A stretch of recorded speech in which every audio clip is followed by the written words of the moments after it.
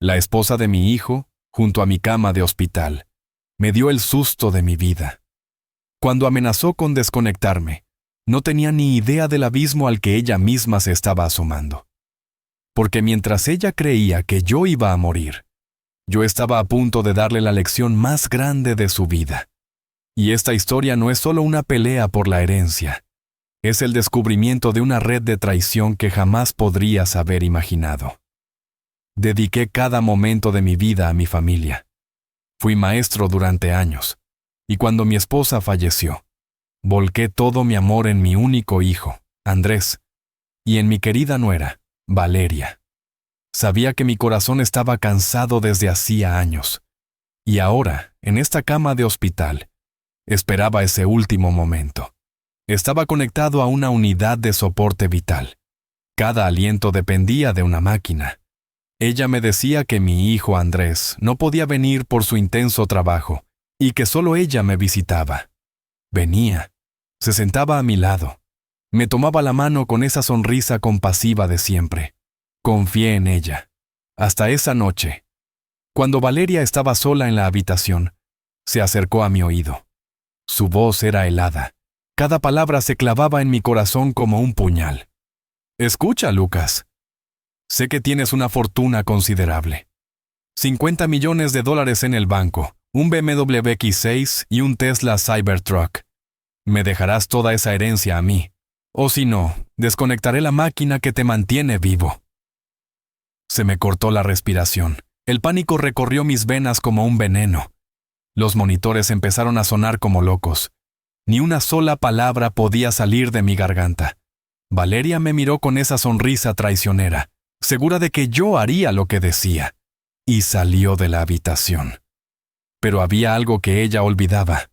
El corazón de un padre, cuando es probado con la traición, puede ser más fuerte que cualquier cosa. Y esto era solo el comienzo. Las alarmas de los monitores atrajeron inmediatamente a las enfermeras. Entraron corriendo mientras yo trataba desesperadamente de controlar mi respiración y mi pulso acelerado. Una de ellas, la enfermera Sofía, una mujer de unos 40 años con ojos amables que había cuidado de mí durante semanas, notó algo extraño en mi expresión. No era solo dolor físico lo que veía en mis ojos, era terror puro y miedo genuino. «Señor Lucas, tranquilo, por favor. Respire despacio conmigo», me decía mientras ajustaba los medicamentos intravenosos. Pero mis ojos le suplicaban que entendiera que algo más estaba pasando, algo que iba más allá de mi condición cardíaca. Sofía era perspicaz y había visto muchas cosas en sus años de experiencia hospitalaria. Se quedó unos minutos extra después de que mis signos vitales se estabilizaran, observándome con esa intuición que solo desarrollan quienes trabajan cerca de la vida y la muerte cada día. Cuando finalmente pude recuperar algo de compostura, intenté mover mi mano derecha, la única parte de mi cuerpo que aún conservaba algo de movilidad. Sofía se dio cuenta de inmediato y acercó su mano a la mía. Con toda la fuerza que pude reunir, apreté sus dedos de una manera específica, intentando comunicarle que necesitaba ayuda urgentemente. Ella frunció el ceño y se inclinó más cerca de mí. ¿Está tratando de decirme algo, señor Lucas? ¿Algo más allá de su condición médica? Susurró lo suficientemente bajo para que nadie más pudiera escuchar. Logré parpadear 2 veces, la señal que habíamos establecido semanas atrás para decir sí. En los largos días de hospital, Sofía y yo habíamos desarrollado un sistema básico de comunicación no verbal, porque mi capacidad para hablar era muy limitada debido a los tubos y mi debilidad general. Ella miró hacia la puerta, verificando que nadie estuviera escuchando, y luego volvió su atención hacia mí con una expresión seria y protectora. «Señor Lucas, si algo malo está pasando, si alguien lo está amenazando o lastimando, necesito que me lo haga saber. Usted ha sido siempre un hombre de buen corazón y merece estar seguro aquí». Mis ojos se llenaron de lágrimas, no de tristeza sino de alivio porque finalmente alguien estaba prestando atención. Parpadeé 2 veces nuevamente y luego miré intencionalmente hacia el teléfono móvil que Sofía llevaba en el bolsillo de su uniforme. Ella siguió mi mirada y comprendió instantáneamente lo que yo quería decirle. ¿Necesita que llame a alguien? ¿A su hijo Andrés, quizás? Preguntó con voz suave. Volví a parpadear 2 veces con desesperación. Sofía sacó su teléfono y lo colocó frente a mí. ¿Tiene el número guardado en algún lugar? ¿En su teléfono personal? Señalé con los ojos hacia el pequeño armario junto a mi cama donde guardaban mis pertenencias personales. Sofía abrió cuidadosamente el cajón y encontró mi teléfono móvil, aunque estaba apagado porque las baterías se habían agotado hacía días. Necesitaremos cargarlo, dijo pensativa, y luego añadió, pero señor Lucas, si esto es urgente, puedo buscar el número de su hijo en los registros del hospital. Cuando ingresó aquí, dejó datos de contacto de emergencia. Mis ojos se iluminaron ante esa posibilidad y parpadeé afirmativamente con toda la energía que me quedaba. Sofía asintió con determinación y me dijo, «Está bien, confíe en mí. Voy a averiguar qué está pasando realmente aquí, pero necesito que usted se mantenga tranquilo y fuerte. No puede tener otro episodio como este porque su corazón no lo resistirá». Ella salió de la habitación con paso decidido, y yo me quedé allí, conectado a esas máquinas que mantenían mi vida, pensando en todo lo que acababa de descubrir sobre Valeria. ¿Cómo era posible que la mujer que había entrado a nuestra familia hacía 5 años, que había jurado amar a mi hijo en las buenas y en las malas, pudiera ser capaz de semejante crueldad? ¿Y dónde estaba realmente Andrés todo este tiempo? Las horas que siguieron fueron las más largas de mi vida. Cada vez que escuchaba pasos acercándose a mi habitación, mi corazón se aceleraba pensando que podría ser Valeria regresando para cumplir su amenaza. Pero también esperaba ansiosamente que Sofía volviera con noticias de mi hijo. La noche caía lentamente sobre el hospital, y las luces del corredor proyectaban sombras inquietantes en las paredes de mi habitación. Finalmente, cerca de las 10 de la noche, Sofía regresó, pero no venía sola. Traía consigo al doctor Ramírez, el jefe de cardiología que había estado a cargo de mi caso desde mi ingreso. El doctor era un hombre de unos 50 años, con cabello canoso y una reputación impecable en el hospital. Sofía le había contado sus sospechas y él había decidido involucrarse personalmente. «Señor Lucas», comenzó el doctor Ramírez con voz profesional pero cálida, «la enfermera Sofía me ha informado que usted podría estar experimentando una situación de estrés que va más allá de su condición médica. Quiero que sepa que este hospital toma muy en serio la seguridad y el bienestar de todos nuestros pacientes. Si alguien lo está intimidando o amenazando de alguna manera, tenemos protocolos muy estrictos para manejar esas situaciones». Parpadeé afirmativamente mientras sentía una mezcla de esperanza y miedo recorriendo mi cuerpo debilitado. El doctor continuó.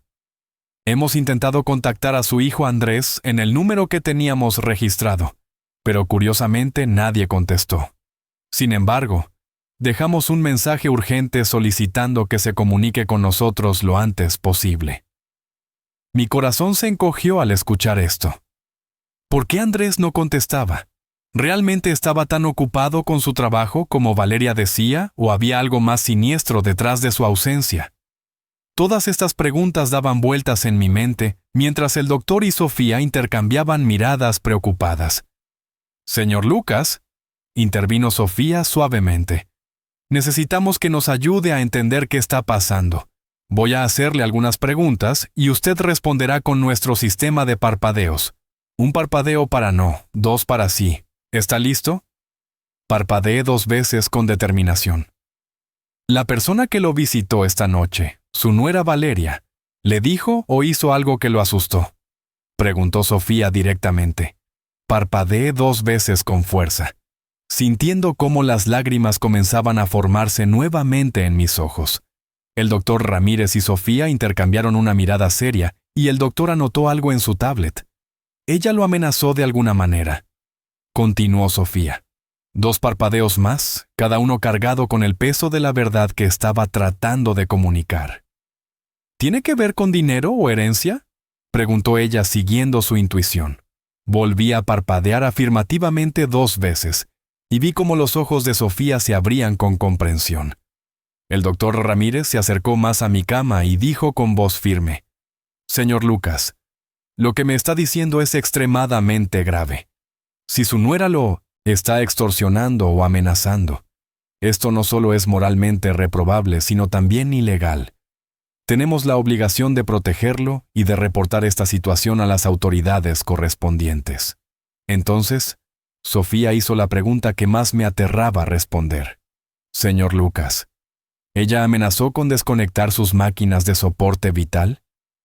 El silencio en la habitación se volvió denso y pesado. Mis ojos se cerraron por un momento, reuniendo el coraje para confirmar la horrible verdad. Y luego parpadeé 2 veces con toda la claridad que pude. La expresión del doctor Ramírez se endureció inmediatamente, y su voz tomó un tono de autoridad que no admitía discusión. «Esto es un intento de homicidio premeditado. Voy a llamar a seguridad del hospital ahora mismo, y también contactaré con la policía. Nadie, absolutamente nadie, va a entrar a esta habitación sin mi autorización expresa.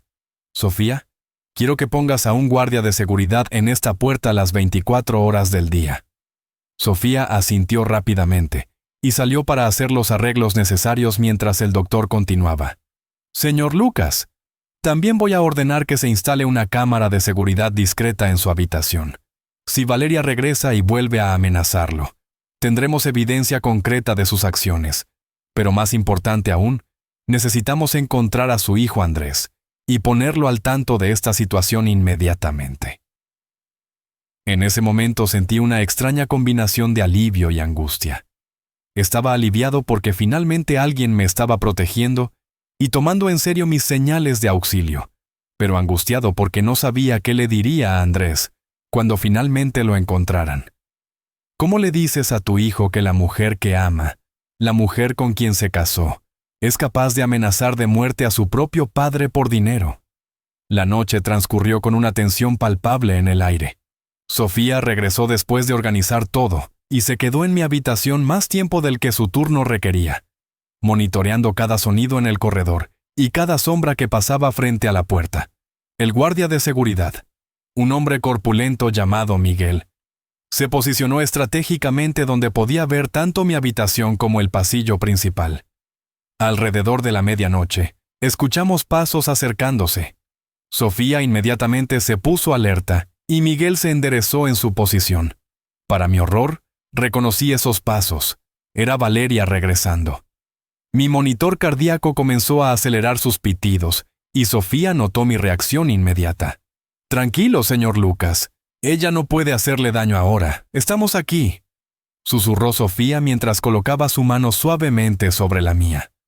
Valeria apareció en la puerta con una expresión de sorpresa al ver al guardia de seguridad allí. «¿Qué está pasando aquí?», preguntó con voz controlada pero claramente molesta. «¿Por qué hay un guardia en la puerta de la habitación de mi suegro?».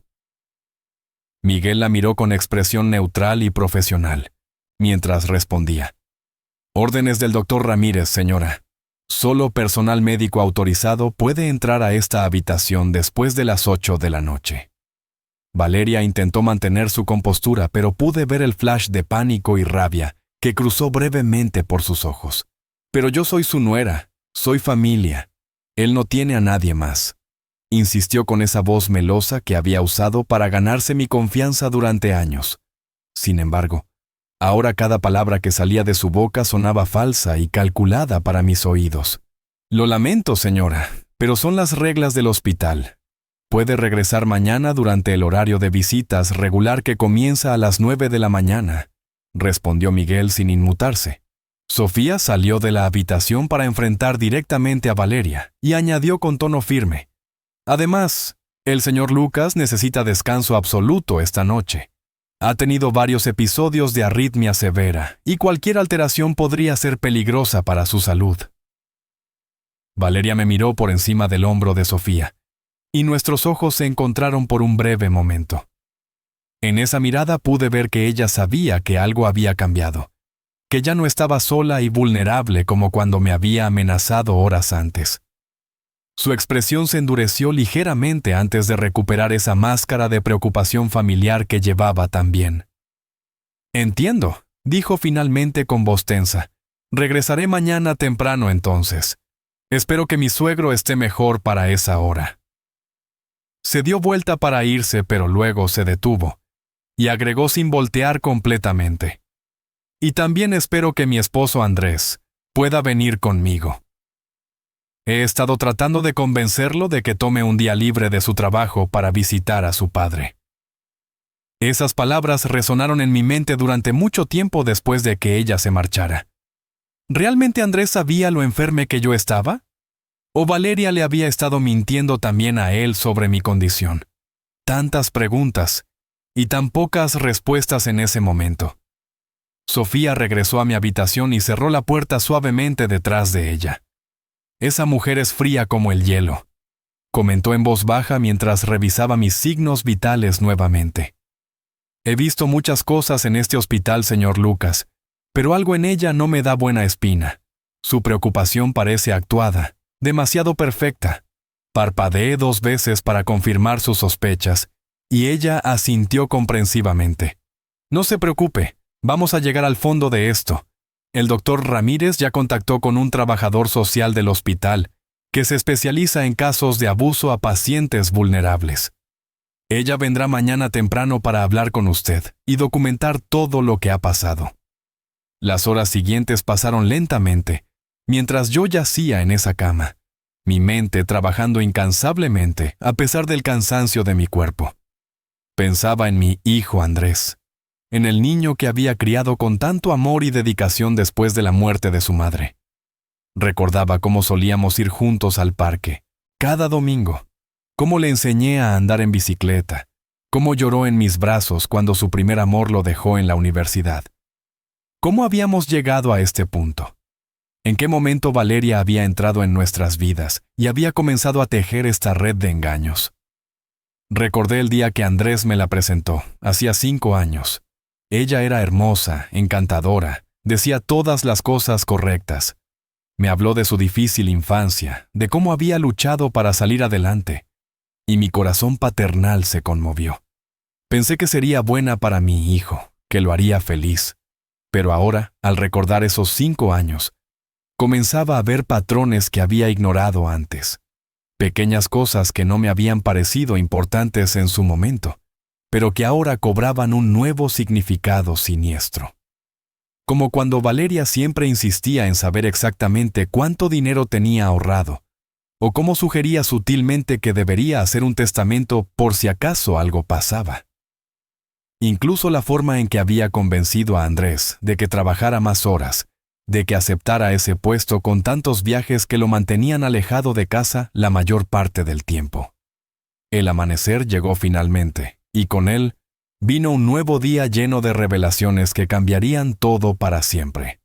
El doctor Ramírez entró temprano en mi habitación acompañado de una mujer de mediana edad, que se presentó como la doctora Patricia Méndez, trabajadora social especializada en protección de pacientes vulnerables. «Buenos días, señor Lucas», saludó ella con voz calmada y profesional. «El doctor Ramírez me ha puesto al tanto de su situación y quiero que sepa que estoy aquí para ayudarlo. He trabajado en casos similares durante más de 15 años y tengo experiencia en situaciones de extorsión familiar y abuso financiero a personas mayores».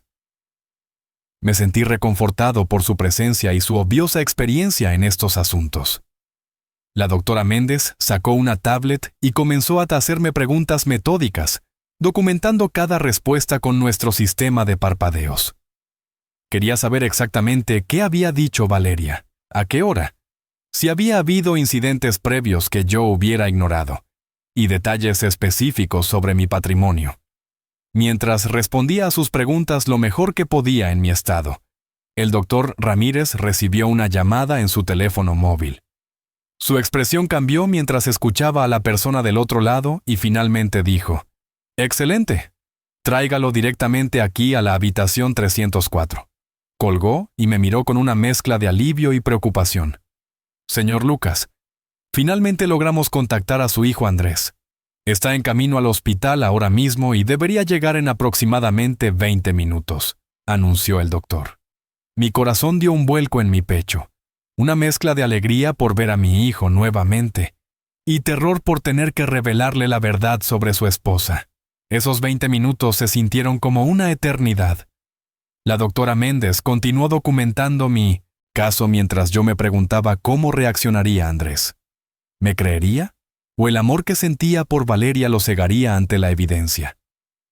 Estos pensamientos me atormentaban mientras escuchaba cada ruido en el corredor, esperando el momento en que vería a mi hijo nuevamente.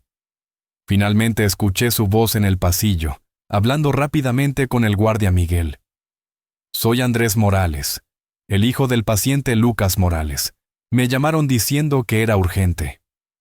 Segundos después la puerta se abrió y allí estaba él, mi Andrés, pero lucía muy diferente a como lo recordaba.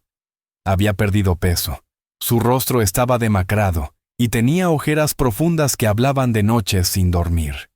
Su ropa, aunque cara, estaba arrugada como si hubiera estado viajando durante horas, pero lo que más me impactó fue la expresión de confusión y preocupación absoluta en su rostro, cuando me vio conectado a todas esas máquinas. ¡Papá!, exclamó corriendo hacia mi cama. ¿Qué está pasando? ¿Por qué no me habían llamado antes? Valeria me dijo que estabas estable, que solo necesitabas descanso y que no era necesario que viniera porque te pondrías nervioso al verme preocupado. Su voz se quebró mientras tomaba mi mano con delicadeza, como si tuviera miedo de lastimarme. El doctor Ramírez y la doctora Méndez intercambiaron miradas significativas ante las palabras de Andrés. Señor Morales, comenzó el doctor Ramírez con tono serio. Su padre ha estado en condición crítica durante las últimas 3 semanas.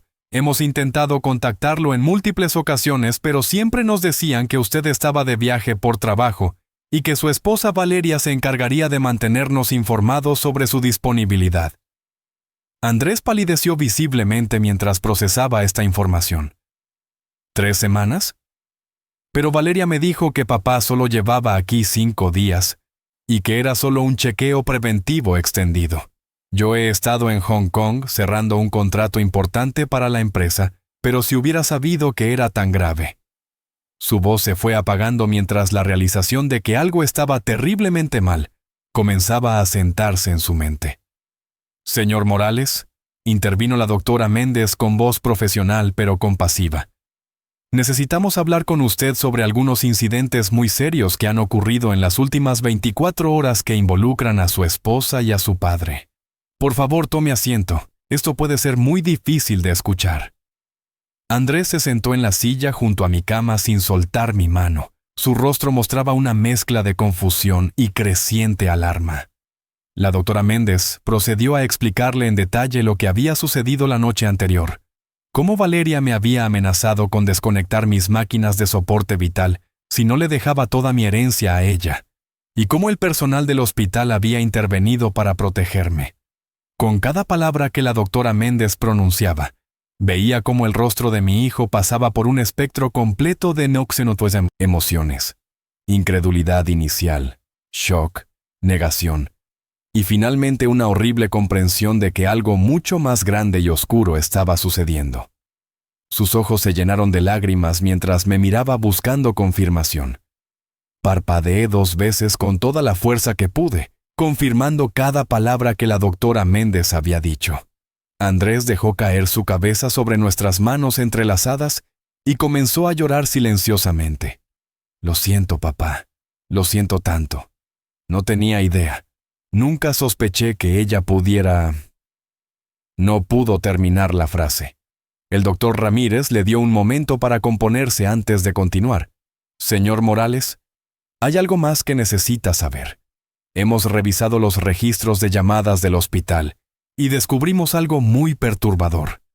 Cada vez que intentábamos contactarlo a usted, su esposa Valeria llamaba al hospital poco después, a veces minutos después, preguntando si habíamos logrado comunicarnos con usted. Es como si estuviera monitoreando activamente nuestros intentos de contacto. Andrés levantó la cabeza bruscamente, sus ojos rojos pero ahora brillando con una nueva comprensión. Esperen un momento, dijo con voz temblorosa. Durante las últimas semanas he notado cosas extrañas. Mi teléfono ha estado actuando raro. Encontraba aplicaciones abiertas que yo no recordaba usar. mis configuraciones de privacidad cambiadas. Pensé que era paranoia por el estrés del trabajo, pero ahora... Se quedó en silencio procesando las implicaciones. La doctora Méndez asintió gravemente. Es posible que su esposa haya instalado algún tipo de software de monitoreo en su teléfono, señor Morales. Esto explicaría cómo sabía exactamente cuándo estábamos tratando de contactarlo y podía interceptar nuestras comunicaciones. Le recomendaría que un experto en tecnología revise su dispositivo lo antes posible. Andrés sacó su teléfono del bolsillo y lo miró como si fuera un objeto extraño y amenazante. Hace 2 meses Valeria me regaló este teléfono nuevo. Dijo que el mío estaba muy viejo y que este modelo sería mejor para mis viajes de negocios. Ella misma lo configuró para mí porque decía que quería asegurarse de que todas mis aplicaciones de trabajo estuvieran instaladas correctamente. Su voz se fue apagando mientras la horrible verdad se hacía cada vez más clara. El doctor Ramírez llamó inmediatamente a un técnico de seguridad informática del hospital, que llegó en menos de 10 minutos.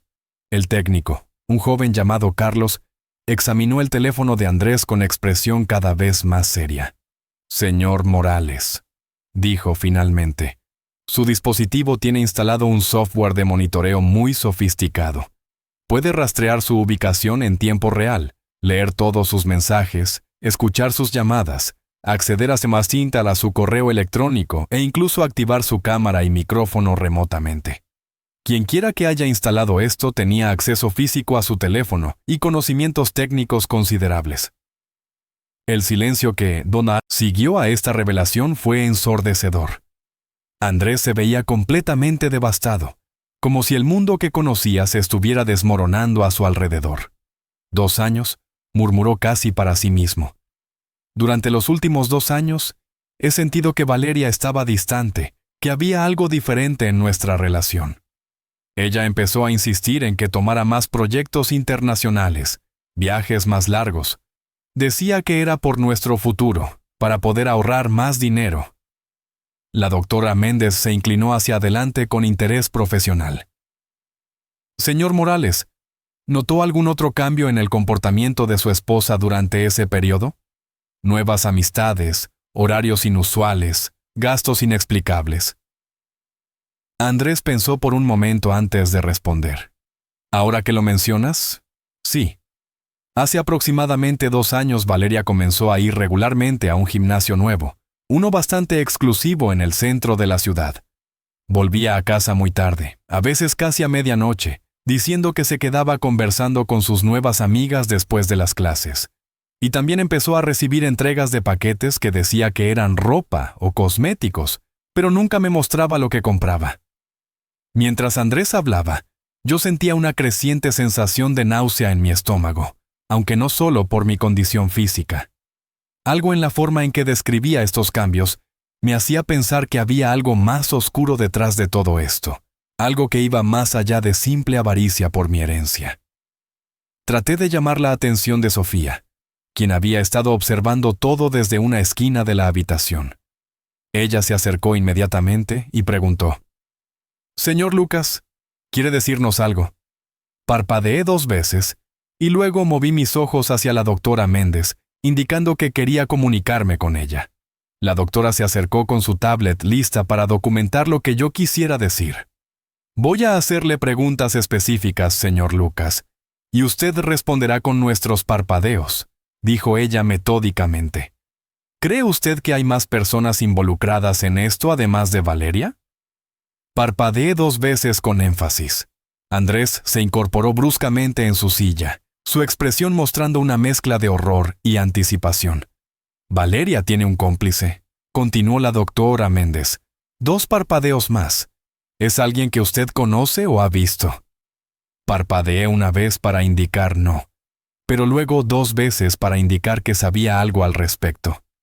La doctora frunció el ceño tratando de entender mi mensaje confuso. Sofía intervino inteligentemente. «Señor Lucas, ¿usted no conoce personalmente a esta persona, pero ha escuchado sobre ella?». Parpadeé 2 veces con alivio de que finalmente me entendieran. «¿Valeria mencionó a esta persona cuando lo amenazó?». Volví a parpadear una vez para no, pero mi frustración crecía porque no podía comunicar lo que realmente necesitaba decir. Andrés se levantó repentinamente de su silla con una expresión de revelación en su rostro. «Esperen un momento», dijo con voz temblorosa. «Hace unos meses encontré mensajes extraños en el teléfono de Valeria. Fue un accidente. Ella había dejado su teléfono en la mesa del comedor y sonó mientras estaba en la ducha. La pantalla se iluminó y vi un mensaje que decía: «No puedo esperar a verte esta noche, mi amor». Pensé que podría ser su hermana o una amiga usando términos cariñosos, pero cuando se lo mencioné casualmente más tarde, ella se puso extremadamente defensiva y cambió todas las contraseñas de sus dispositivos. La doctora Méndez y el doctor Ramírez intercambiaron miradas significativas. «Señor Morales», dijo la doctora cuidadosamente, «¿consideró la posibilidad de que su esposa pudiera estar teniendo una aventura extramatrimonial?» Andrés se desplomó de nuevo en su silla como si le hubieran quitado todo el aire de los pulmones.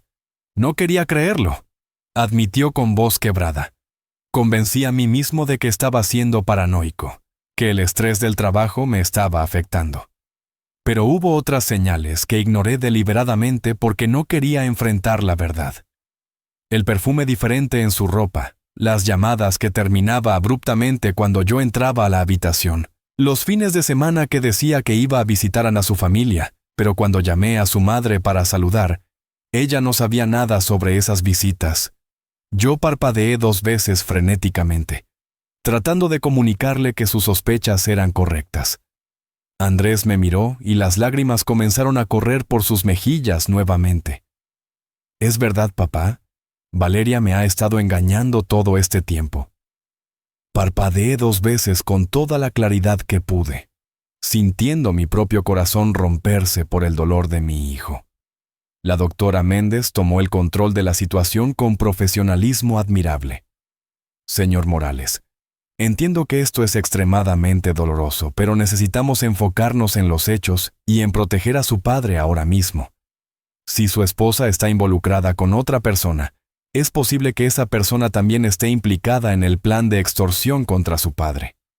Necesitamos descubrir quién es y qué papel juega en todo esto». Andrés asintió mientras se limpiaba las lágrimas de su rostro, tratando de recuperar algo de compostura. «¿Qué sugieren que hagamos?» «No puedo simplemente confrontar a Valeria, porque si se siente acorralada podría hacer algo desesperado». El doctor Ramírez intervino con una sugerencia práctica. «Tengo una idea», dijo el doctor pensativamente.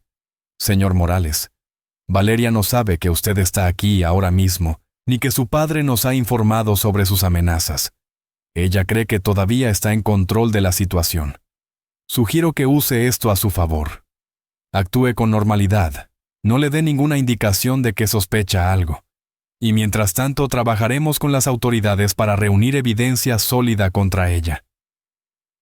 Carlos, el técnico informático, agregó: «Puedo instalar un software de 1900 contra vigilancia en un nuevo teléfono para usted, señor Morales.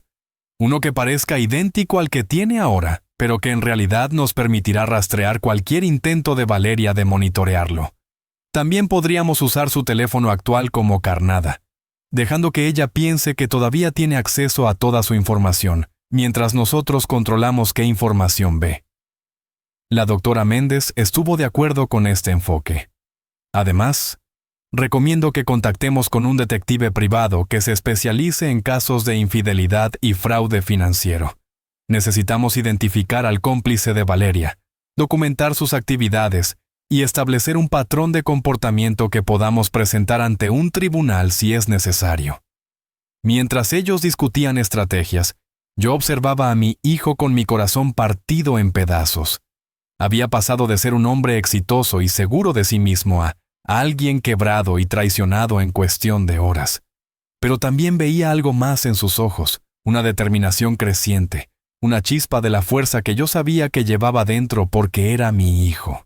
«Está bien», dijo Andrés finalmente con voz más firme. «Haré lo que sea necesario para proteger a mi padre y para llegar al fondo de esto. Pero necesito saber algo primero. Se volvió hacia mí con expresión seria. «Papá, ¿qué quieres tú? ¿Quieres que vaya a la policía inmediatamente o prefieres que primero reunamos toda la evidencia posible?» Esta era una pregunta crucial, y yo necesitaba pensar cuidadosamente mi respuesta. Si íbamos a la policía demasiado pronto sin evidencia sólida, Valeria y su cómplice podrían escapar o destruir pruebas importantes. Pero si esperábamos demasiado, mi vida podría estar en peligro real. Finalmente parpadeé 2 veces cuando la doctora Méndez preguntó, «¿Quiere que reunamos más evidencia primero?» «Entonces eso es lo que haremos», declaró Andrés con determinación renovada. «Pero papá, te prometo que nadie va a hacerte daño. Voy a estar aquí todos los días, y cuando no pueda estar aquí personalmente, me aseguraré de que tengas protección las 24 horas. El doctor Ramírez afirmó que el hospital mantendría el guardia de seguridad en mi puerta y que instalarían cámaras de vigilancia adicionales discretas. Durante las siguientes horas se desarrolló un plan elaborado. Carlos configuró el nuevo teléfono de Andrés con todas las medidas de contravigilancia necesarias mientras mantenía el teléfono comprometido, funcionando como una herramienta de desinformación. La doctora Méndez contactó con un detective privado de confianza llamado Ricardo Sandoval, quien tenía más de 20 años de experiencia en casos complejos de fraude matrimonial. El detective Sandoval llegó al hospital esa misma tarde, un hombre de unos 50 años con apariencia completamente ordinaria, el tipo de persona que podría pasar desapercibida en una multitud, lo cual probablemente lo hacía excelente en su trabajo. Después de escuchar toda la historia, compartió algunas observaciones inquietantes. «He visto casos similares antes», dijo Sandoval con voz experimentada. «Y generalmente cuando hay este nivel de planificación y sofisticación tecnológica involucrada, estamos hablando de alguien que ha hecho esto antes o que tiene entrenamiento en este tipo de operaciones. El cómplice de su esposa podría ser alguien con antecedentes en crimen organizado o fraude a gran escala». Andrés palideció ante esta sugerencia. «¿Estás diciendo que Valeria podría estar involucrada con criminales profesionales?» Sandoval asintió gravemente. «Es una posibilidad que no podemos descartar. La forma en que monitoreó su teléfono, cómo manipuló las comunicaciones con el hospital, cómo calculó amenazar a su padre en un momento de máxima vulnerabilidad, todo esto indica un nivel de planificación que va más allá de una simple aventura extramatrimonial o codicia impulsiva. Esto agregó una nueva dimensión de peligro a toda la situación, y yo pude ver en los ojos de mi hijo, que estaba asimilando las implicaciones completas de lo que enfrentábamos. «¿Qué recomiendas como próximo paso?», preguntó Andrés al detective. Sandoval sacó una pequeña libreta y comenzó a esbozar un plan de acción. «Primero, necesito que me des toda la información que tengas sobre Valeria, su historial previo a conocerte, nombres de amigos y familiares, lugares que frecuenta, cualquier detalle que pueda ayudarme a construir un perfil completo. Segundo, voy a poner vigilancia discreta en ella para documentar sus movimientos y, con suerte, identificar a su cómplice. Tercero, investigaré sus finanzas para ver si hay transacciones sospechosas o cuentas ocultas». Andrés estuvo de acuerdo con cada punto y prometió proporcionar toda la información que pudiera. «Hay algo más», añadió Sandoval. «Necesito que actúes completamente normal cuando interactúes con Valeria. No puedes dar ninguna indicación de que sospechas algo porque si ella se da cuenta de que estamos investigándola, podría huir, o peor aún, podría intentar acelerar sus planes con respecto a su padre». Los días siguientes fueron extraordinariamente tensos para todos los involucrados. Andrés visitaba el hospital cada mañana temprano, antes de que Valeria típicamente llegara, pasando tiempo conmigo y coordinándose con el equipo de protección y investigación. El detective Sandoval comenzó su vigilancia y pronto empezó a descubrir información perturbadora. En el tercer día de investigación, Sandoval llegó al hospital con expresión sombría y un sobre lleno de fotografías. «Necesitan ver esto», dijo mientras esparcía las fotos sobre la mesa de mi habitación. Las imágenes mostraban a Valeria entrando y saliendo de un lujoso condominio, en la zona más cara de la ciudad, y lo que era más revelador, La mostraban con un hombre que parecía tener alrededor de 45 años, bien vestido, de complexión robusta y con un aire de confianza que bordeaba la arrogancia. «Este es Diego Castellanos», explicó Sandoval mientras señalaba al hombre en las fotografías. «Y su historia es fascinante y muy preocupante. Diego tiene un historial criminal extenso, aunque ha logrado evitar condenas serias, gracias a abogados caros y conexiones políticas. Ha estado involucrado en múltiples esquemas de fraude financiero, extorsión y manipulación de personas mayores para apropiarse de sus activos». Andrés tomó las fotografías con manos temblorosas, su rostro mostrando una mezcla de rabia y dolor al ver la evidencia visual de la traición de su esposa. «¿Cómo se conocieron?», preguntó con voz estrangulada. Sandoval consultó sus notas antes de responder. «Según mis investigaciones, Valeria y Diego se conocieron hace aproximadamente 2 años en ese gimnasio exclusivo que ella comenzó a frecuentar, el mismo que usted mencionó antes, señor Morales. Pero aquí está lo interesante. Diego no es miembro regular de ese gimnasio. Él específicamente se inscribió el mismo mes que Valeria empezó a ir allí. Mi teoría es que Diego la había estado observando y planificando su acercamiento». La doctora Méndez, quien también estaba presente para esta reunión, frunció el ceño pensativamente. «¿Estás sugiriendo que Diego Castellanos eligió a Valeria como objetivo deliberadamente?». Sandoval asintió con convicción. «Exactamente. Este es su patrón de operación. Él identifica mujeres casadas con esposos adinerados o con familiares mayores que tienen activos significativos. Luego las seduce, las manipula para que se enamoren de él, y finalmente las convence de que participen en esquemas para apropiarse del dinero de sus familias». Andrés dejó caer las fotografías sobre la mesa como si quemaran sus manos. «¿Quieres decir que Valeria es una víctima también? ¿Que él la manipuló para que hiciera esto?».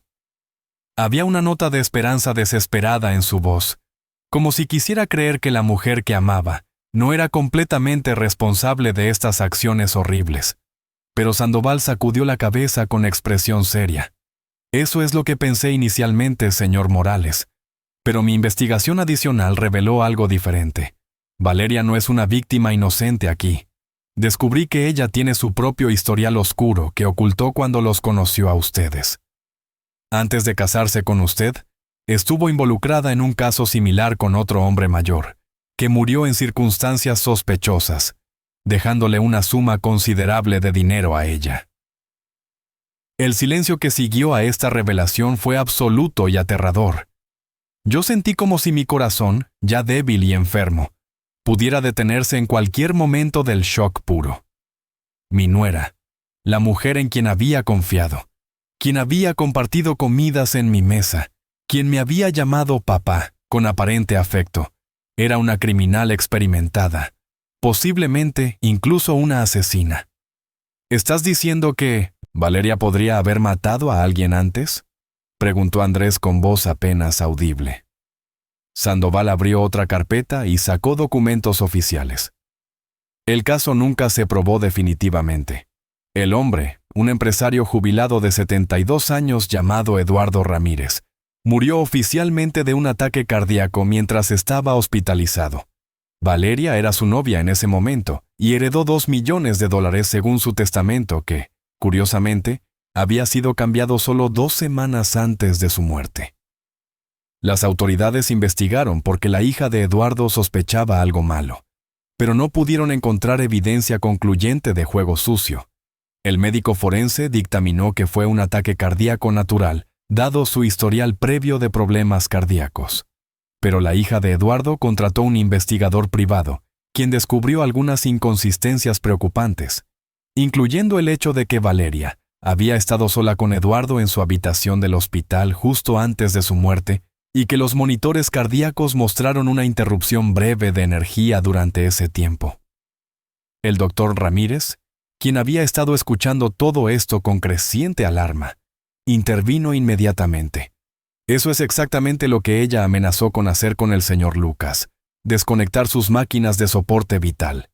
Si ya lo ha hecho antes y salió impune, tendría la confianza de que podría hacerlo nuevamente.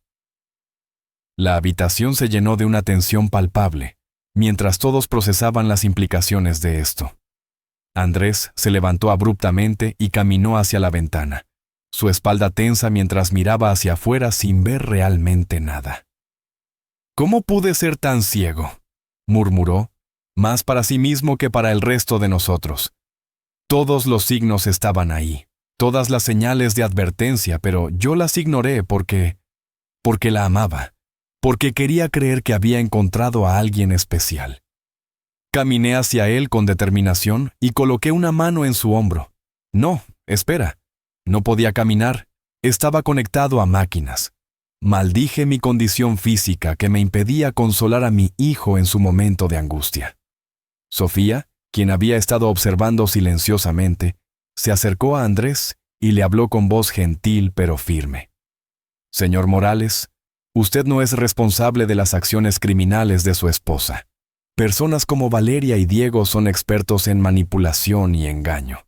Ellos estudian a sus víctimas, aprenden exactamente qué decir y cómo actuar para ganarse su confianza. Usted no tiene nada de qué avergonzarse». Andrés asintió agradecido por sus palabras, aunque sus ojos aún reflejaban el dolor de la traición. El detective Sandoval continuó con su informe. «Hay más. Mis contactos en el departamento de policía me informaron que Diego Castellanos está siendo investigado activamente por otro caso de extorsión a un anciano que ocurrió hace 6 meses.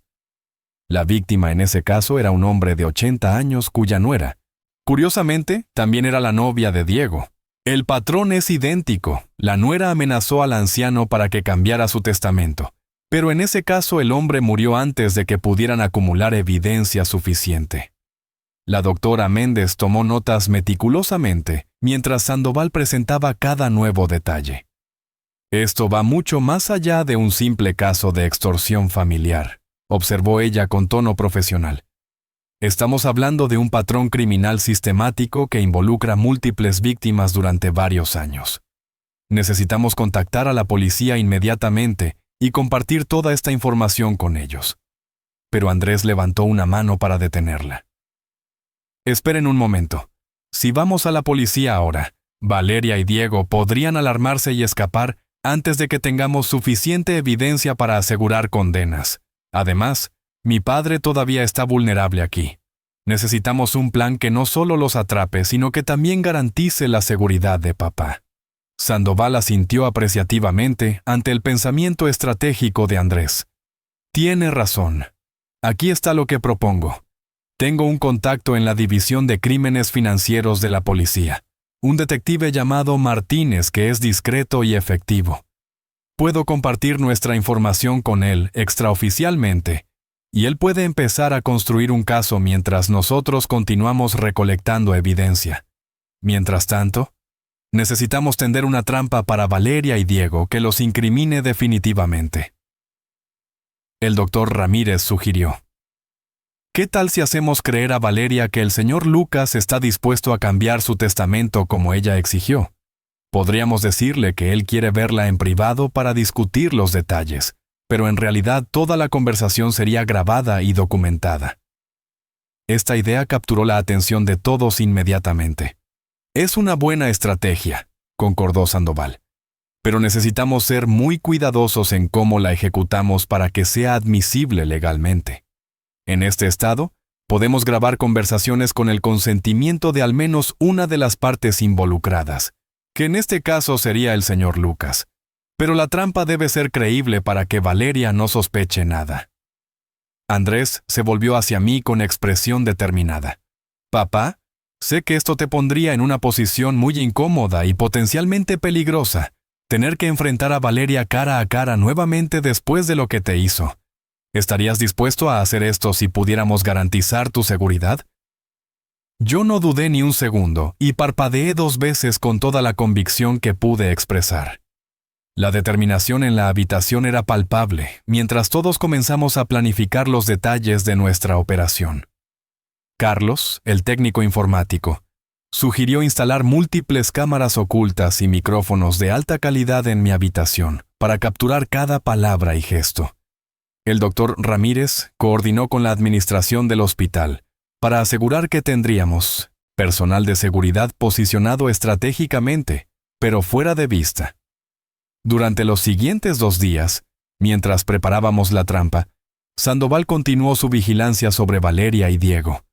Las fotografías y videos que recopiló eran cada vez más incriminatorios. Los mostraban entrando y saliendo juntos del condominio de Diego a todas horas, besándose apasionadamente en lugares públicos donde claramente no esperaban ser observados, y en una ocasión particularmente reveladora, fueron grabados en un café discutiendo sobre el viejo y el dinero, referencias que claramente me incluían. Andrés tuvo que continuar actuando normalmente con Valeria durante este tiempo, lo cual fue extraordinariamente difícil para él. Cada noche regresaba a casa sabiendo que estaba compartiendo espacio con alguien que había conspirado para matar a su padre.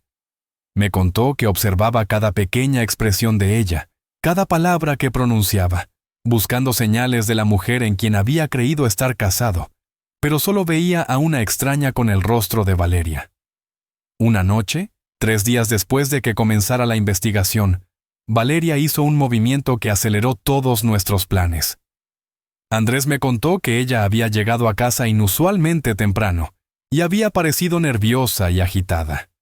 Durante la cena, había mencionado casualmente que había hablado con mi médico ese día, lo cual era mentira porque el doctor Ramírez nos había informado que ella no había visitado el hospital en absoluto. «Me dijo que tu condición está empeorando rápidamente, papá», relató Andrés con voz tensa, «y que probablemente solo te queden unos días de vida». Luego sugirió que deberíamos hablar sobre asuntos prácticos, como tu testamento y arreglos funerarios.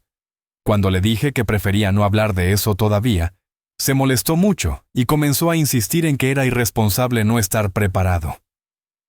Esto indicaba que Valeria estaba perdiendo paciencia y posiblemente planeando acelerar sus acciones contra mí.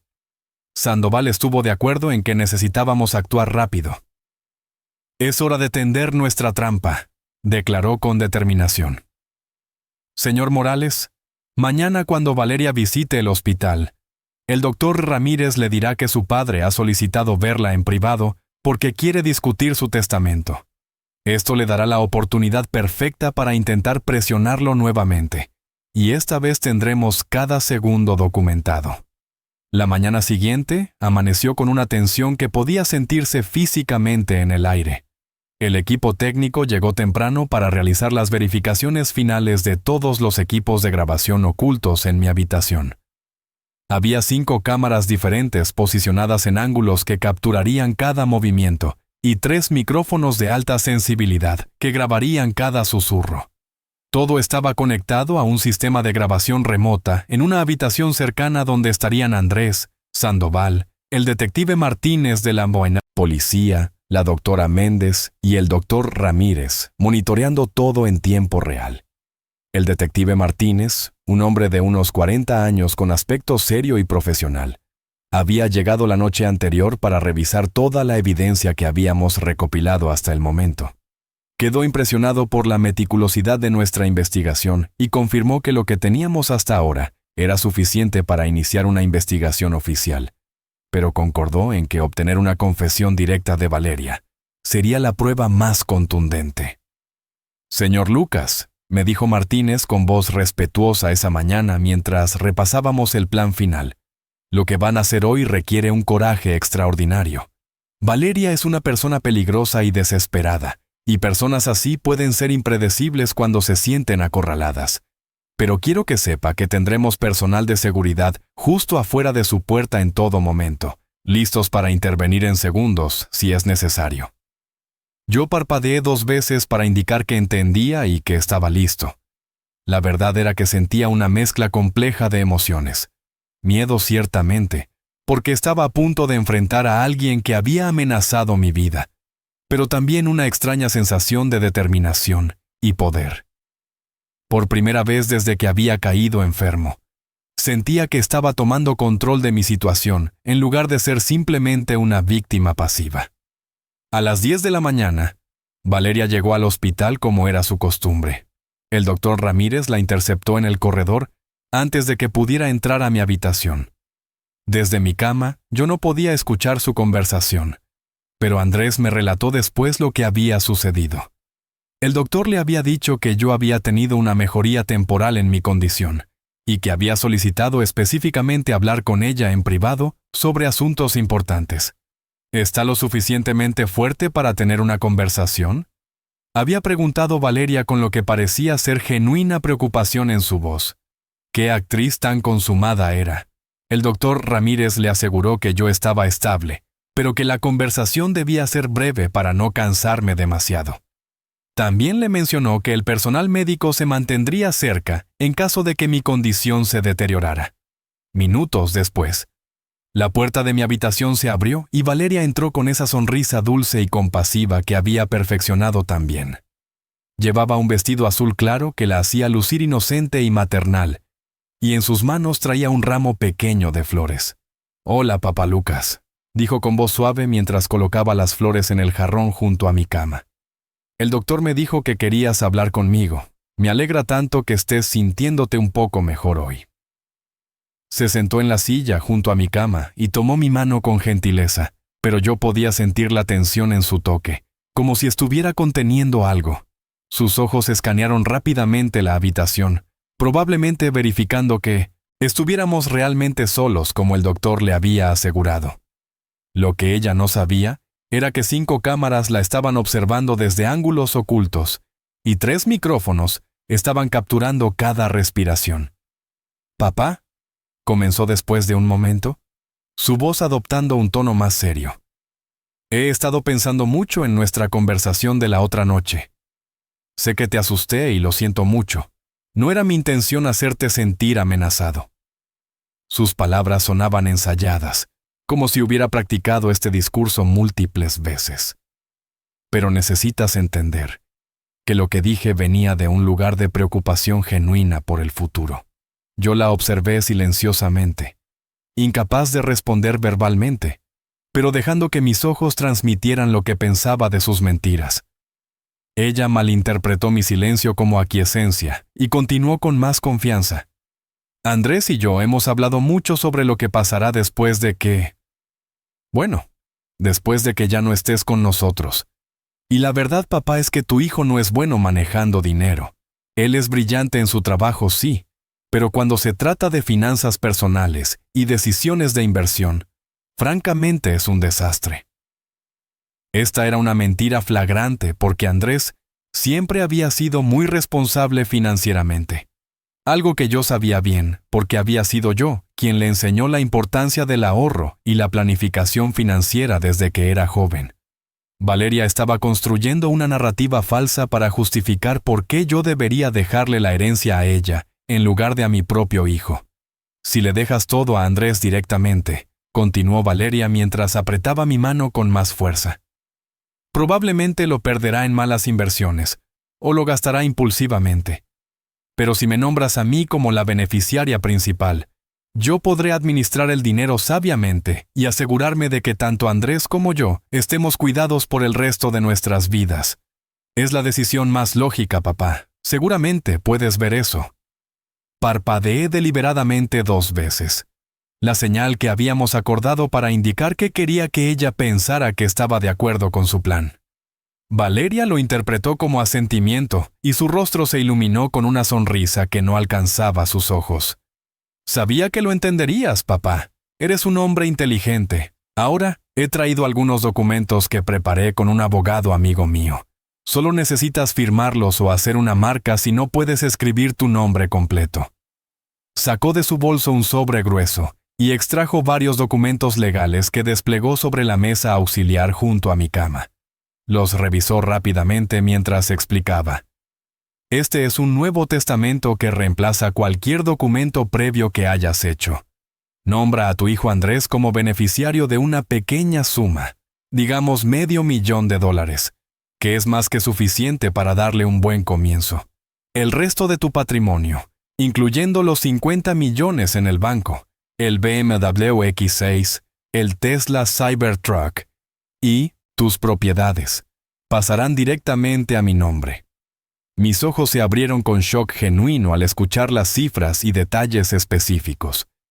Ella había investigado exhaustivamente mis finanzas, probablemente con la ayuda de Diego, y conocía cada activo que poseía. Lo que me perturbó aún más fue su plan de dejar a Andrés con solo una fracción mínima de lo que legítimamente debería heredar como mi único hijo. Sé que parece desproporcionado, admitió Valeria con falsa modestia, pero piénsalo de esta manera, papá. Andrés será mi esposo por el resto de su vida. Entonces, técnicamente este dinero también será suyo. Simplemente estará bajo mi administración para protegerlo de sus propios impulsos financieros. Es realmente lo mejor para todos los involucrados. Ella colocó un bolígrafo en mi mano débil y guió mis dedos hacia la línea donde debía firmar. Solo necesitas hacer tu marca aquí, papá, lo más legible que puedas. Tengo un notario esperando afuera que verificará que firmaste esto por tu propia voluntad, mientras estabas en tu sano juicio. El doctor ya me confirmó que aunque estás físicamente débil, tu mente está completamente clara. Este era el momento crítico. Yo necesitaba hacer que ella confesara explícitamente su amenaza para que quedara grabada sin ambigüedad. Con gran esfuerzo, aparté mi mano del bolígrafo y traté de comunicar resistencia a través de mis ojos. Valeria frunció el ceño con frustración. Papá, no seas difícil ahora. Pensé que habíamos superado esto. ¿Recuerdas lo que hablamos la otra noche? Parpadeé una vez para indicar no, forzándola a ser más específica. Su expresión se endureció y por un momento vi un destello de la verdadera Valeria, la mujer fría y calculadora que se escondía detrás de la máscara compasiva. Muy bien, dijo con voz más tensa. Si necesitas que lo diga claramente, firma estos papeles ahora mismo o me aseguraré de que esta máquina que te mantiene vivo tenga un desperfecto técnico. ¿Está suficientemente claro para ti? Ahí estaba, la confesión explícita que necesitábamos, pero ella no había terminado. Se inclinó más cerca de mí y su voz bajó a un susurro amenazante que los micrófonos de alta sensibilidad captaron perfectamente. No creas que no lo haré, papá. Ya lo he hecho antes, y salí completamente impune. Las autoridades nunca sospecharían nada porque tienes una condición cardíaca legítima.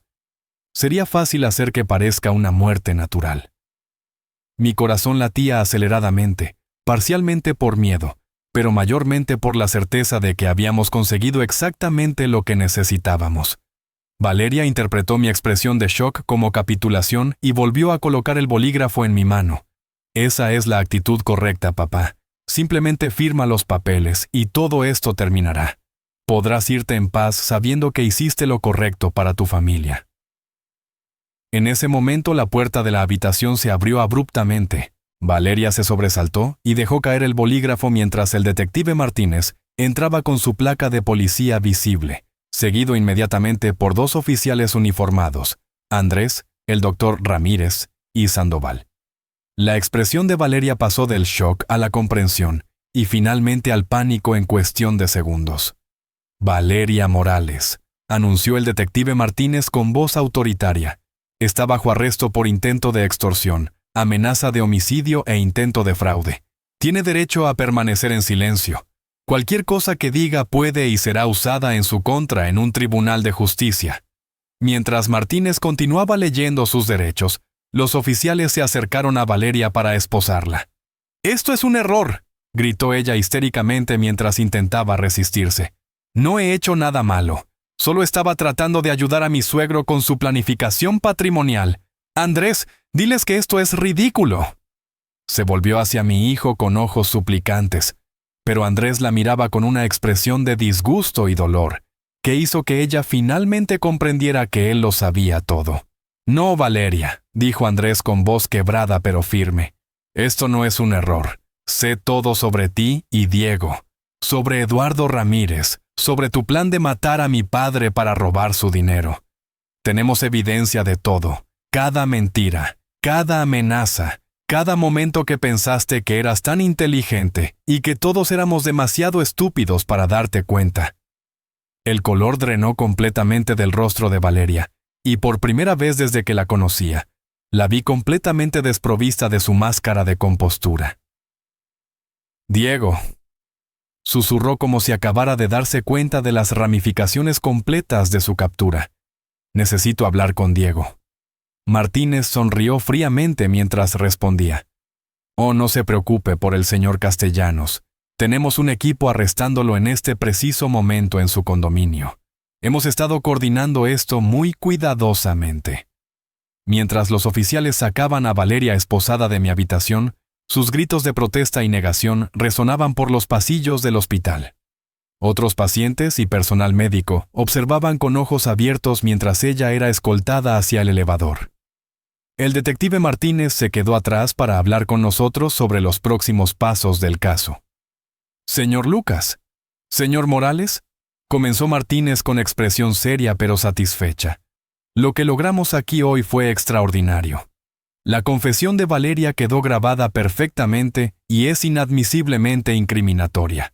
Combinada con toda la evidencia que el detective Sandoval recopiló durante su vigilancia, más los registros de su historial con Eduardo Ramírez, tenemos un caso sólido contra ella».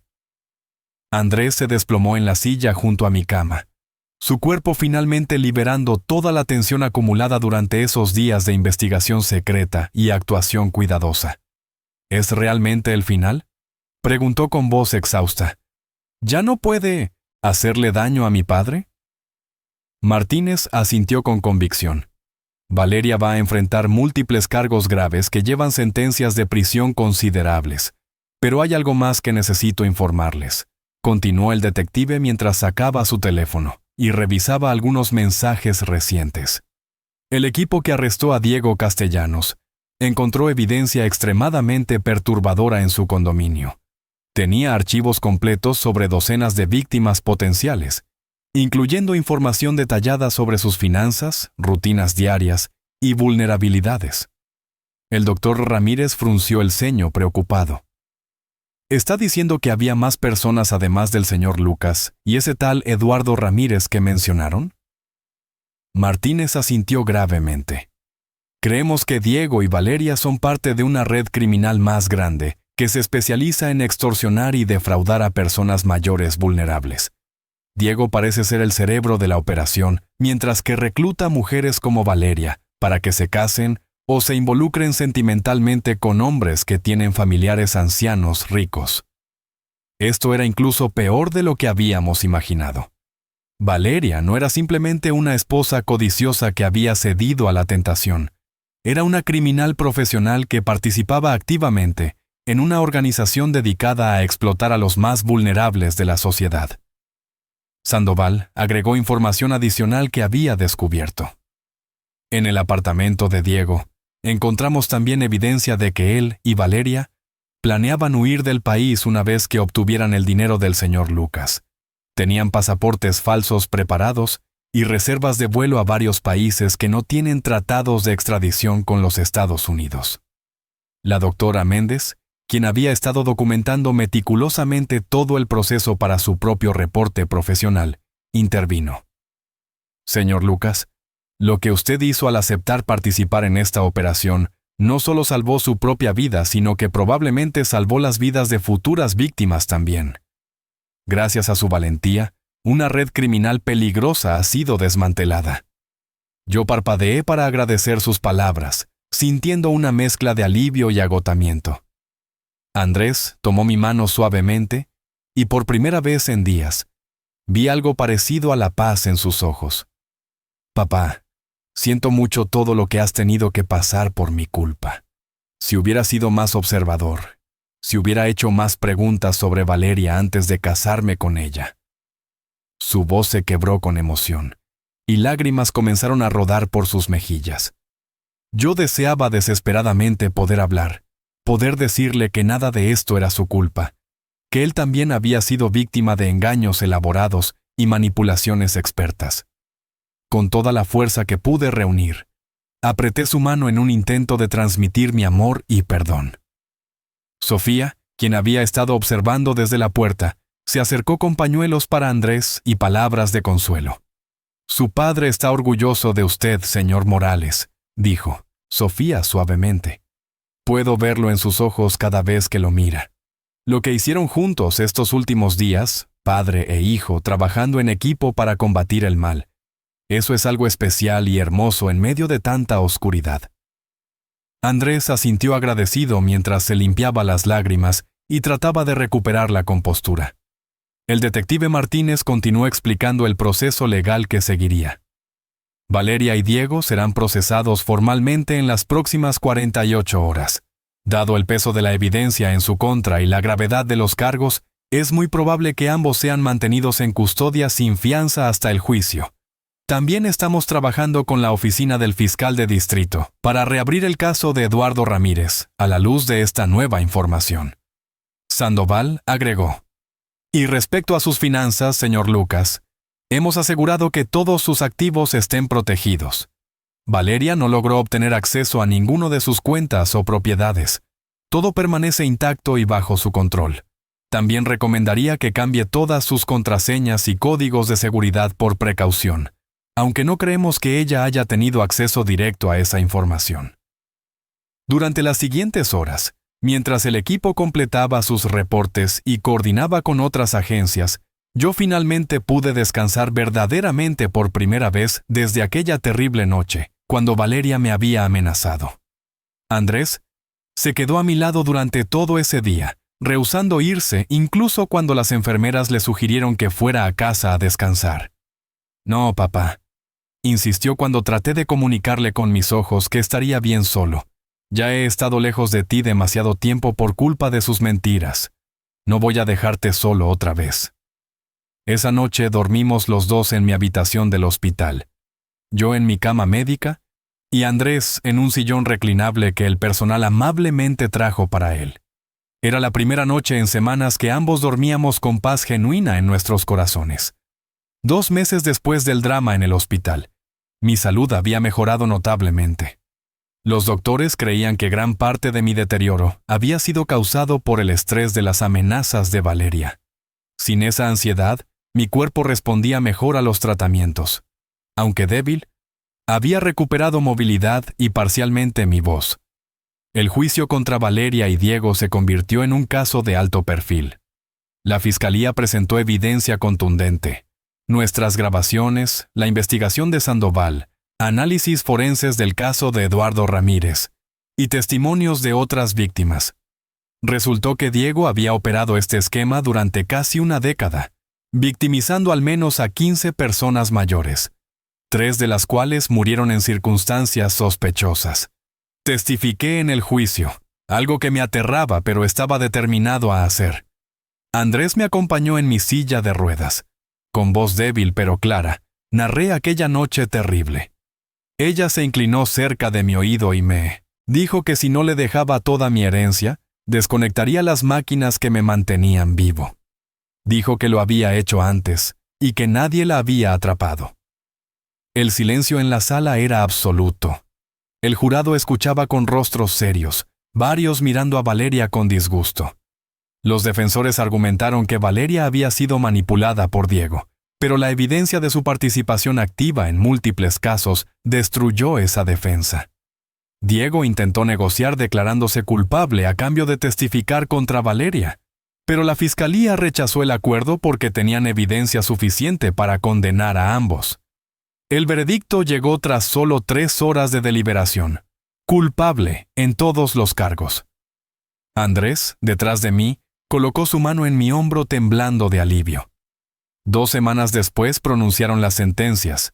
Valeria recibió 35 años sin libertad condicional durante 25 años.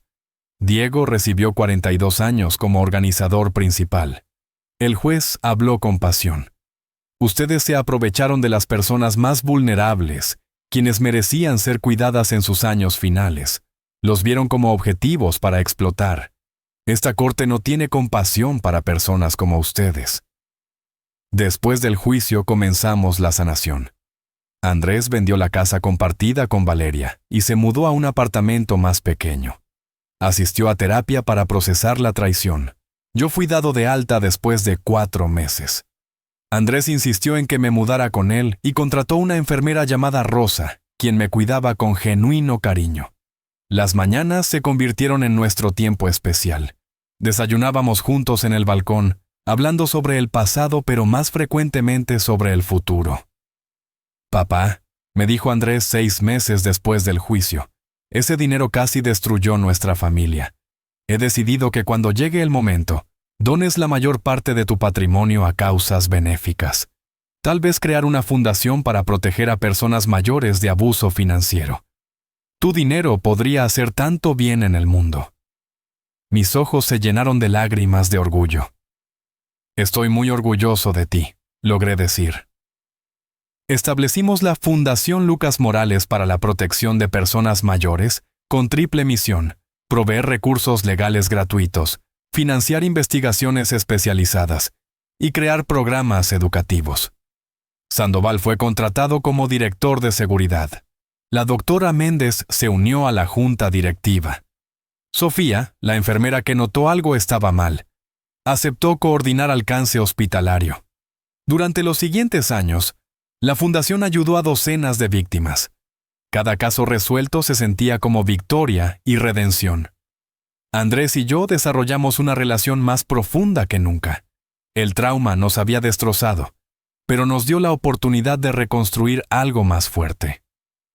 3 años después del juicio, recibí un mensaje de Andrés. «Papá, nuestro caso ha inspirado nueva legislación estatal. Van a nombrarlo la Ley Lucas. Te amo, papá. Gracias por convertir algo terrible en algo hermoso». Lágrimas rodaron por mis mejillas. Todo el dolor había resultado en algo que protegería a innumerables personas. «¿Sabes qué es lo irónico, papá?», dijo Andrés esa noche. «Valeria quería tu dinero para vivir egoístamente, pero al final, tu dinero está haciendo exactamente lo opuesto. Ella perdió en todas las formas posibles». «No solo perdió ella, hijo», respondí. «Ganamos nosotros. Ganamos nuestra relación más fuerte, propósito y la oportunidad de ayudar a otros. Esas son victorias que ninguna cantidad de dinero podría comprar. Viví mucho más tiempo de lo predicho. Los médicos especulaban que tener un propósito tan fuerte me daba razones para seguir luchando». Andrés encontró el amor nuevamente con Elena, una profesora de literatura genuina y amable. El día de su boda, yo estaba allí llorando de alegría mientras intercambiaban votos. En mi discurso dije: «Mi hijo enfrentó una traición que habría destruido a muchos, pero eligió transformar ese dolor en propósito. Y ahora ha encontrado un amor verdadero. Andrés y Elena, que su matrimonio esté lleno de honestidad, respeto y alegría genuina». Cuando finalmente llegó mi tiempo, años después, morí pacíficamente rodeado de amor. Andrés sostenía mi mano, Elena estaba allí, y Rosa lloraba cerca. Mis últimos pensamientos fueron de gratitud por haber vivido lo suficiente para ver justicia, ver a mi hijo sanar, y saber que mi vida tendría significado más allá de mí mismo. El funeral fue hermoso, lleno de personas cuyas vidas habíamos tocado. El detective Martínez dio un elogio sobre cómo mi valentía había salvado innumerables vidas. Valeria y Diego seguían en prisión cumpliendo sus largas sentencias. Valeria había apelado sin éxito. Diego pasaba el tiempo en confinamiento solitario. Ambos envejecerían tras las rejas. Mi testamento dejaba la mayor parte de mi patrimonio a la fundación, con instrucciones para expandirse nacionalmente. Andrés recibió mi casa y suficientes activos, pero la verdadera herencia era el conocimiento de que habíamos convertido algo horrible en algo hermoso. Así, una historia que comenzó con amenazas y traición, terminó con esperanza, sanación y un legado de protección. Valeria intentó robar mi fortuna, pero nos dio algo más valioso: la oportunidad de transformar el sufrimiento en servicio, el dolor en propósito y la victimización en victoria. Esta es mi historia de cómo un padre y un hijo, enfrentados con la peor traición, eligieron no ser definidos por esa oscuridad, sino iluminados por la luz que decidieron crear juntos.